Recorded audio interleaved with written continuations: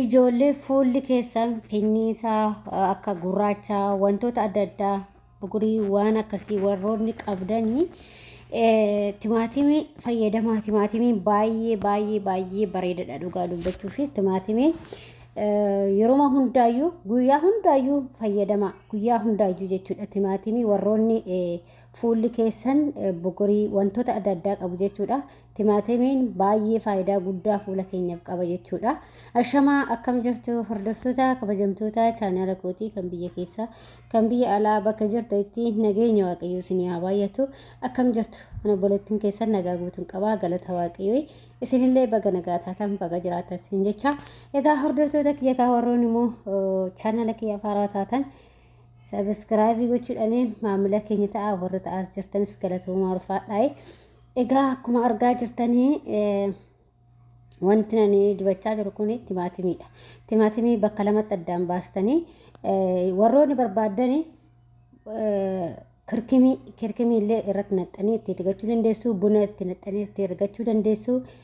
Akkasuma sukkaara illee irratti qicanii ergachuu dandeessu jechuudha. Na baay'ee bareedaadha fuula keessanii fi waan ani jijjiirama argee fuula kiyya irratti jechuudha.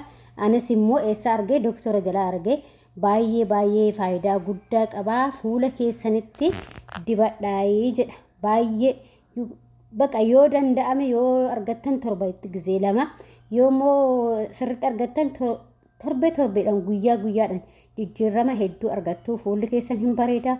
Wantoonni fuula keessan irra jiran immoo hin ka'aa jechuudha. Duraan dursitanii akkaataa itti dibattanii duraan dursitanii erga fuula keessan niqattanii saamunaadhaan bareessitanii boodatti isa dibattu jechuudha. Dibattanii daqiiqaa 30 yookiin immoo 20 naannoo kana jechuudha. Baqa 15 naannoo kana dabarsitanii jechuudha.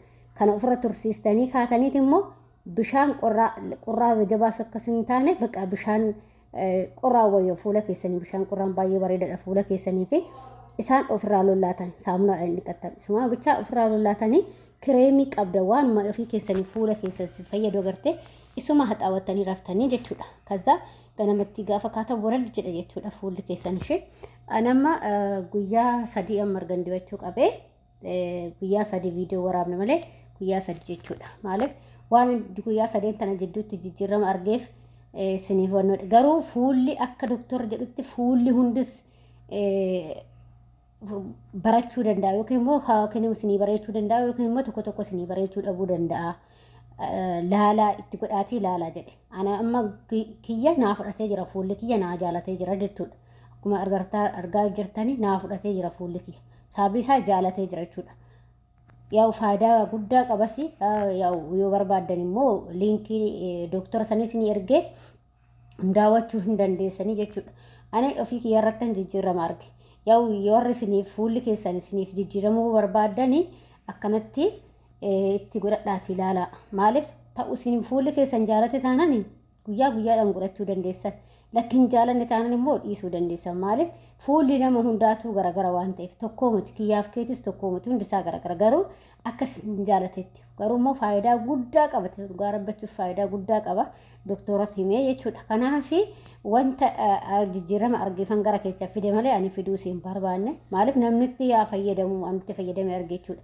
Sukkaara illee itti gochuu hin dandeessan. Garuu sukkaara itti hin goone, buna illee itti hin goone, kirkimii illee itti hin goone jechuudha. Hardii jechuudha. Ana akkanumatti itti ergadha jechuudha. Garuu ittis gochuu hin dandeessan. Innillee faayidaa guddaa qaba. Bunnis illee fuula keenya faayidaa guddaa qaba hin beektanii. Kirkimiin illee sukkaara illee jechuudha. Dammi illee hin beektanii.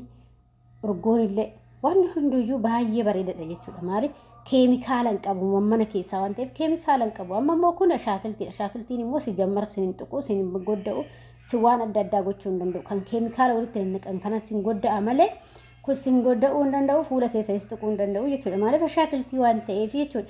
Namoonni immoo itti fayyadamuu barbaadanii itti fayyadamaati ilaalamee hanga guyyaa baqa hanga torbee tokko fayyadamaa ilaala walirraa hin kutinaati torbee tokko itti fayyadamaa ilaala. Ani guyyaa 3 qofa amma sadaffaa irratti viidiyoo isinii waraabe baqa yoo niqadhu baay'ee dasana jedhe baqa fuulli kiyyaa foon niqadhu baqa lis jechaa jira jechuudha. Kana caala osoo guyyaa hundumaayyuu itti dibee kana caala jijjiirama sirriitti agarsiisa jedheeti yaada. Kanaaf yoo isinitti illee itti fayyadamaa jedhee taasisanii fide viidiyicha kana jechuudha. Maaliif namni waanuma ofii isaatii yaada malee waan ofii kiyyaa yaalleetii miti jechuudha. Ofii kiyyaa yaada kiyyoo ግን kan anaa ta'u isinii ta'uu dhabuu danda'a. Kana beekuu qabdan. Fuulli tokko kan jaalatu fuulli tokko hin jaalatu feettanii qibaatumtuyyuu kireemumti fuulaa kuni kan fuula kootii ta'u sii ta'uu dhabuu danda'a sii galee. Kanaaf immoo yaalati yoo kan isinii ta'u ta'e itti fuftaniitu jijjiirama guyyaa lama sadii keessatti yookiin torbee tokko keessatti irra caalu torbeedha. Torbee tokko keessatti jijjiirama agarsiistan taanani itti fufaa isiniin jechuu barbaada. Kanaafi warri isinitti tole qofti aga torbee tokko yaalati itti fayyadamaa isiniin jedhedha. Baay'ee bareedaadha dhugaa dubbachuu fi akkuma kiyyaraa san jechuudha. Kiyyarrillee baay'ee bareedaadha. Fuula namaa kiyyaarri iddoo gugurraacha'ee wanta kunoo akkas ija keessan jiratu gurraacha'ee sirreessaa jechuudha. Nama duraan gurraacha nan qabaa badaa jira amma jechuudha. Natu yeroo hunda fayyadamne malee kiyyaarri sunillee baay'ee bareedaadha. Kiyyaarri kun ija jalatti kan gurraacha hin jiru isatti godhatan irrallee godhatanii yoo rafan baay'ee bareedaadha jedha.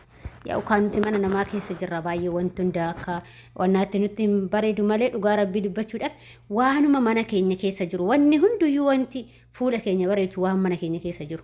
Garuu nuti immoo ijoolleen mucha mana madaamii jirru yeroo baay'ee mana namaati waan ta'eef nutti hin tolu malee osoo itti fayyadamne guyyaa guyyaadhaan akka doktorri jedhutti odoo itti fayyadamne dhugaa rabbii mataas ta'ee fuula keenya ta'ee harka keenya ta'ee qaama keenya eeggachuu hin dandeenye jechuudha. Garuu immoo nuti akkasitti eeggachuu hin dandeenye jechuudha. Yeroo argattanitti yeroo argattanitti immoo itti fayyadamaa isiniin jedha hordoftoota kiyyaa aanoo fi kiyyaa jijjiirama guyyaa 3 keessatti argee jira jechuudha. Guyyaa 3 an dibadhee akkasuma harkallee yoo dibattanii baay'ee bareedaadha jechuudha. Dhugaa dubbachuuf akkas daqiiqaa akkuma isin jedhe baqa 20 hanga 30 15 hanga 30 naannoo kana ofirra teessistanii baqa bishaan dhiqattanii baqa kireema qabdan jechuudha. Anama dhiqadhee ka'ee man kireemii irraan dibadhee jechuudha. Ergan dhiqadhee ka'ee immoo kun akkasii jechuudha. Akkuma argaartanii jechuudha. Baay'ee bareedaadha dhugaa dubbachuuf. Hedduu takka dassi nama jedha jechuudha. Lissi jedha foolli kee jechuudha.